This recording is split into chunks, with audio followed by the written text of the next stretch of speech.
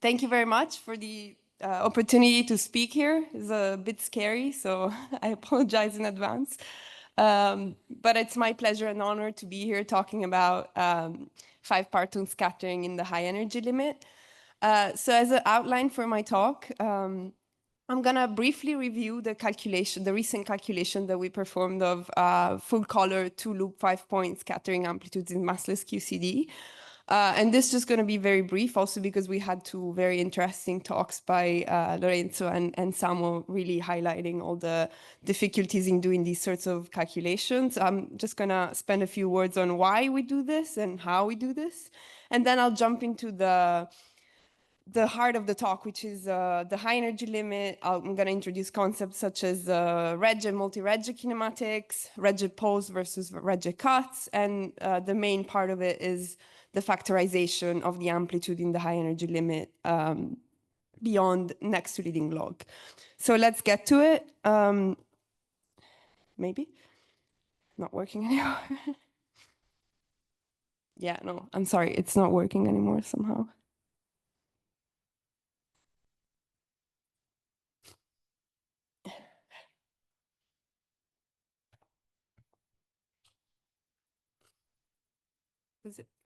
Was it just me?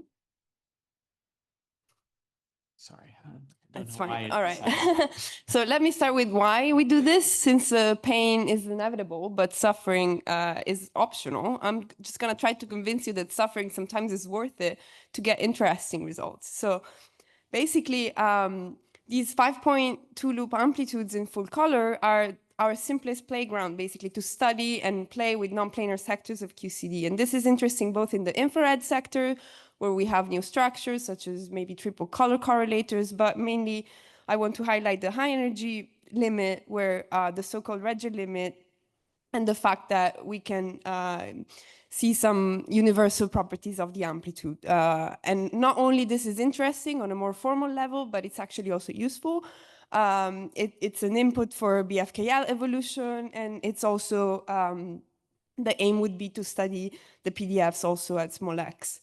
And also these 5-point amplitudes are an input for higher order jet cross sections. They've been used in the leaded color approximation for the 3-jet cross section a few years back. And also they yield sensitivity to, if you take the 3-to-2 jet ratio, for instance, you yield sensitivity to the running of the strong coupling at very high energies. But okay, let me just briefly review the history of these 5-point QCD amplitudes. So now all of them are calculated in full color, starting from the ones with the 2 jets and 3 photons, 2 photons and a jet, dijet plus photon. These were all computed. And now also the full 5 colored particles amplitudes are computed in full color. So they were computed in leading color a few years back, and now both us and another group completed the calculation in full color. So how do we do this? We already heard from Lorenzo that most of the times we still go through Feynman diagrams. So this is the old but gold approach, let's say. So we start with the amplitude. I'm going to be kind of brief through it, but just to give you a gist of how the calculation goes, we start from Feynman diagrams, and we have a lot of them, so more than 40,000 Feynman diagrams. And since it's a multi-scale problem, we want to decompose the amplitudes as much as possible into simpler structures. So in the end, we're interested in helicity amplitudes. So we project these amplitudes onto helicity amplitudes with projector operators, and then we can also decompose the amplitude into a color basis. So we're going to have our helicity amplitude as written in as partial amplitude and a color basis. And the color basis is somehow arbitrary. You can choose whatever you want. We use a trace basis that looks something like this for the different partonic channels. And actually, when you go full color, you really span the whole dimensionality of the color basis. And okay, for other applications, other choices of color basis are more convenient, and I'll get to that later in the talk. Then once we're at this stage, we need to, we're gonna have a large number of scalar integrals, and in particular, we have intermediate stages of the calculation, something like 1,000,000 of Feynman integrals that we reduce to a set of master integrals, as we already heard a lot this morning, through the integration by parts technique. So this is definitely the bottleneck of this calculation. It's very computationally intense. But I won't really get into the details of this also because we heard a lot about this already and it's not really the focus of my talk, but I'm happy to elaborate on this later if you're interested. Once we get to the master integrals, we're going to have to deal with rational functions. And the issues with rational functions is that here they all look cute, but it's a bit of a Instagram versus reality kind of situation. So it's this is the Instagram version, but the reality version is much more complicated, and you have to deal with it somehow. And for this, we use multivariate partial fractioning, and we also look for linear relations between these rational functions to go to a minimal set. And this actually gives us a huge simplification in the final result. And then, of course, the computation of the master integrals is also a huge bottleneck of these sorts of computations, but these were known for a few years. A lot of people worked on this, and we used the set of pentagon functions by these authors in this paper for our calculation. Okay, let me get to the high energy limit in collaboration with my beautiful collaborators here. So let me just warm up a bit by considering a 2-to-2 amplitude. So in the end, I'm interested in the 2-to-3, but just to set the notation and the stage, let me talk about a 4-point amplitude in the Regge limit. So what does it mean? We have two very energetic projectiles that interact, but they barely get deflected. So in Mandelstam invariance language, we work in a regime where S is very large, and in particular is much larger than the T invariant.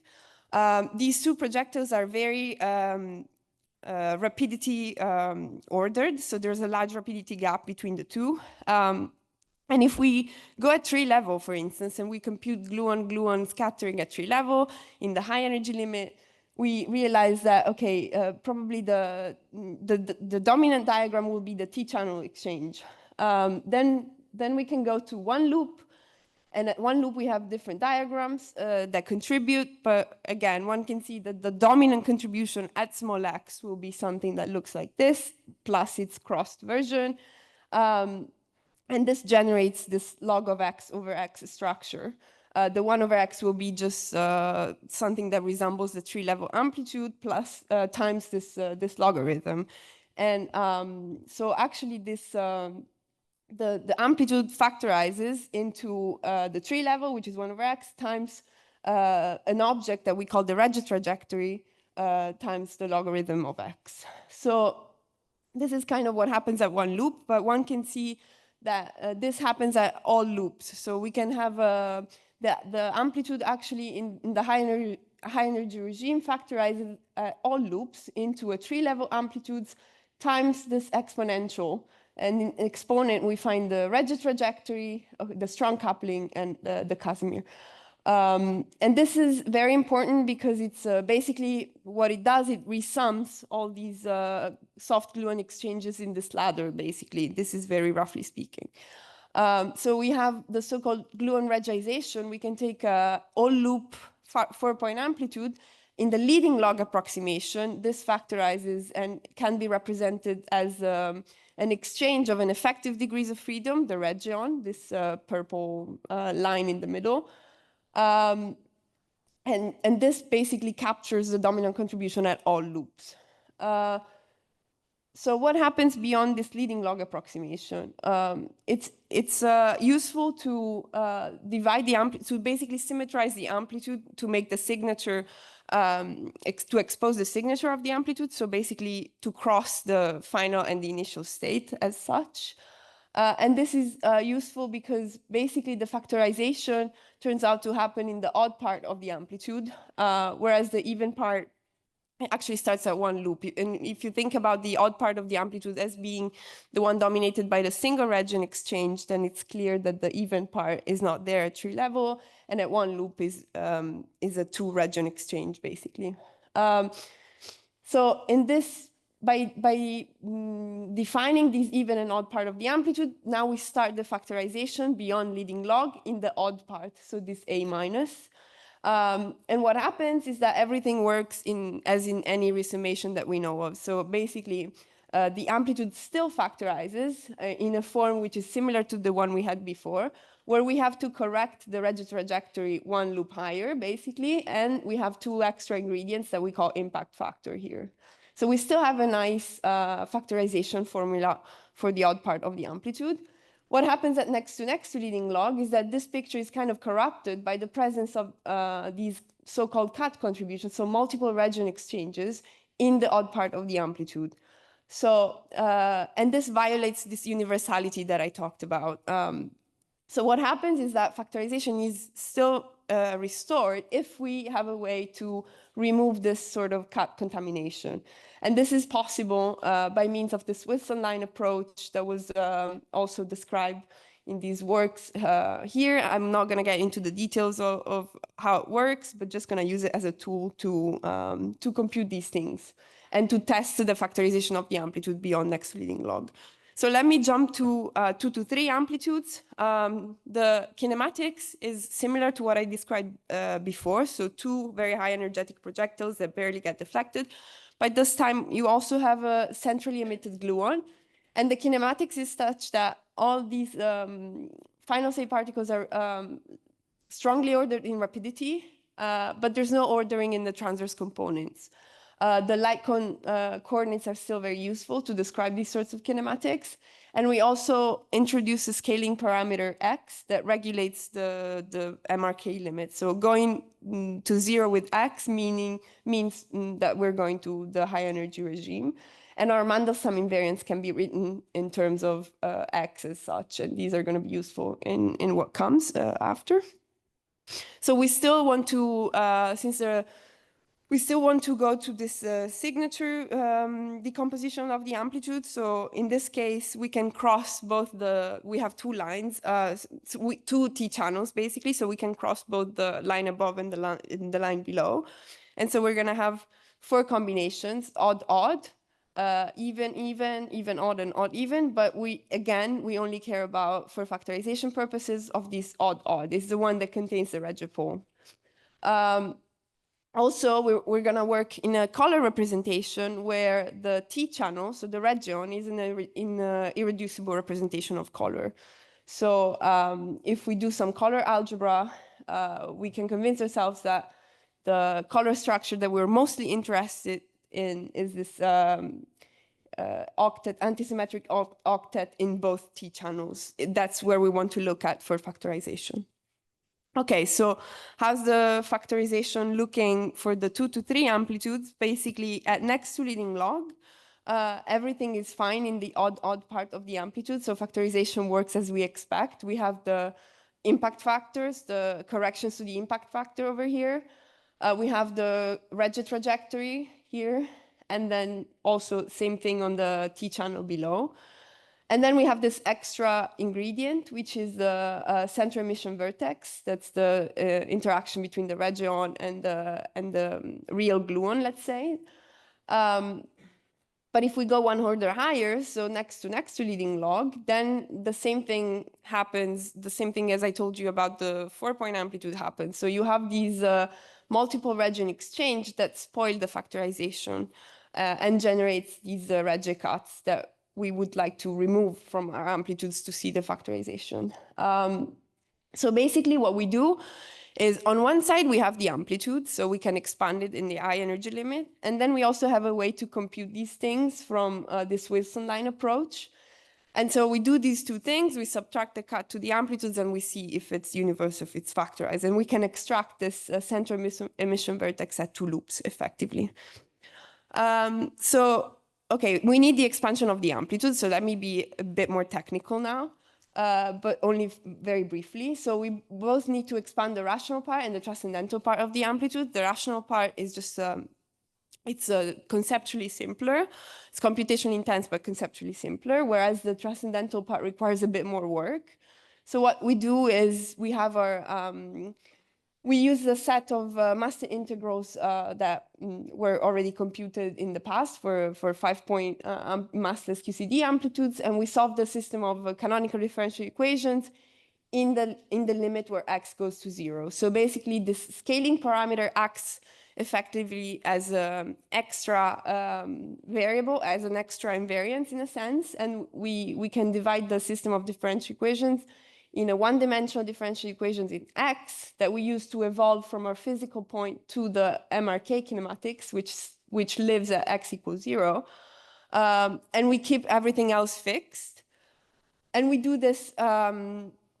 Okay, and this is by solving just this part, and then we solve the differential equation in the other variables, strictly a leading power in x, so x to the 0. What we do then is, since the rational functions, they have poles in x, so basically they have 1 over x squared poles at most. That means that in order to have a full result at leading power, we need to expand the transcendental functions beyond leading power. And in particular, we need a next to leading power expansion of these transcendental functions. So what we do is basically we use a generalized series expansion for the pentagon functions as such. So just we write this ansatz, very general ansatz. We put these expressions into the system of differential equations. And then it's basically everything boils down to an algebraic equation where we just solve for these unknown coefficients. And this is conceptually very simple. Of course, if you go to very higher order powers in x, it becomes computationally more involved, but the concept is just very simple. And the only thing you need is really the solution at leading power as an input for this. All right, so this is just the pentagon alphabet in the MRK limit, which gets greatly simplified. So from 35 letters in the general case, we boil down to 12 letters. But let me go back to the cut calculation. So basically, the reason why we can compute these is that they basically arise at leading order, in a sense, in this effective theory. So we can compute that we don't need any extra input from our amplitudes. And don't be scared by this slide. I don't want you to look at the details of any of this. It's just to convince you that we can compute both these triple region exchange contribution over here and also this 1 to 3 region exchange odd contribution that enters our odd amplitude, so the one that we care about in the end. And we can do this by means of this Wilson line approach. And okay, the details of it are more complicated, but in the end, if one expands this exponential, which is basically the exponentiation of the region field of the Wilson line, and you do some color algebra, and what you need to do to compute these things is just to compute a bunch of two-dimensional triangles, basically, two-dimensional integral, two-loop integrals as such. And if you do this, you get these results. So basically, this is the result that we get for the sum of these two contributions in this approach. And here I only took the 8-8 part of, so basically the color structure of the amplitudes that has an octet in both T channels. And we get part of the cut, which is universal. So it doesn't depend whether we're working with this line, which is gluons, and this line, which is gluon, or gluon quark, or quark quark. It doesn't matter. It's the same for every partonic channel. And it's leading colors, so leading and C, as you can see here.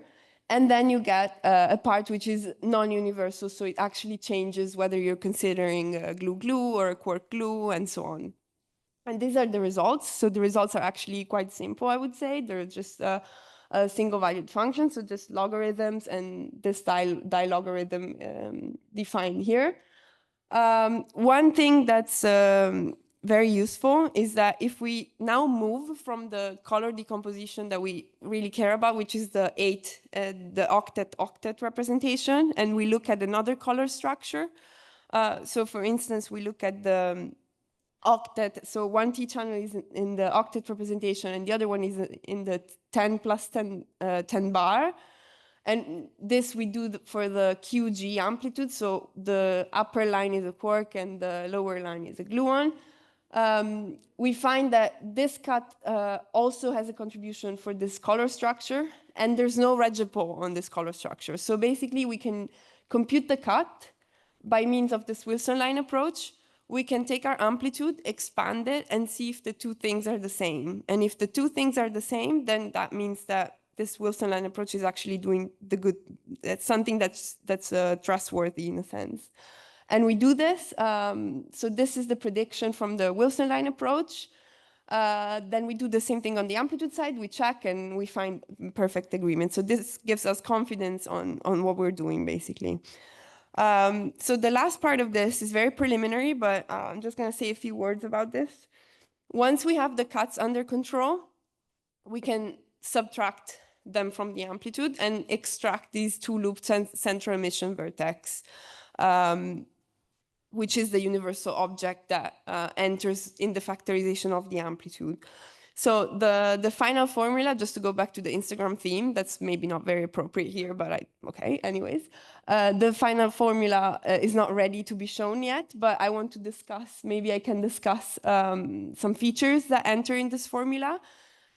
Basically, what we observe is that at the level of the finite remainder, so when we take the finite remainder of the amplitude, there's a weight drop. So there's no pure weight 4. The weight 4 of the result is just products of lower weights. And this is also something that was observed in n=4, for instance, by Johannes and collaborators.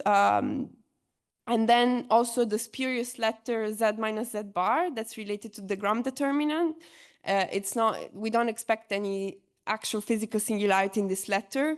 And again, what we observe is that in the final remainder, this spurious singularity cancel. And this has been seen for now at the symbol level, but we will shortly be seen also, well, hopefully we expect this to also happen at the amplitude level. So I think this is basically, okay, one other thing that I want to say is that we extract this two-loop Lipatov vertex from one amplitude, and then we check it with another amplitude. So basically, we extract it, and then we say, okay, if it's universal, then it has to be the same for another partonic channel, and we actually verify with the 4-quark 1-gluon channel that that's actually the case. All right, so I think I said everything that I wanted to say, and I can go to my summary and an outlook. So I reviewed the computation of full color 2-loop 5-point amplitudes in massless QCD. I tried to convince you that these are useful objects to study some structures in QCD, of the non-planar structures of QCD, and also the high energy limit is very interesting to study. I presented some beyond next to leading log factorization results, which is in principle broken by these multi-region exchanges contribution, but then if you're able to disentangle the two, you get back to a fully factorized picture at next to leading log. And I presented some preliminary results for the central emission vertex and for the central emission vertex at 2 loops. So we still need to do is we have to complete the check by also doing the same exercise for the 5-gluon amplitudes. We still haven't had the time to do that.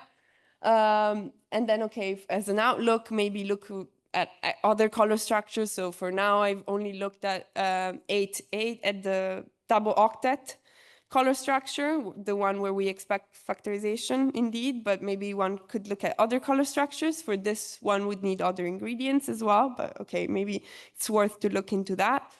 And okay, other things like see what happens when we check with n=4 and other interesting things. And with this, I want to thank you for your attention.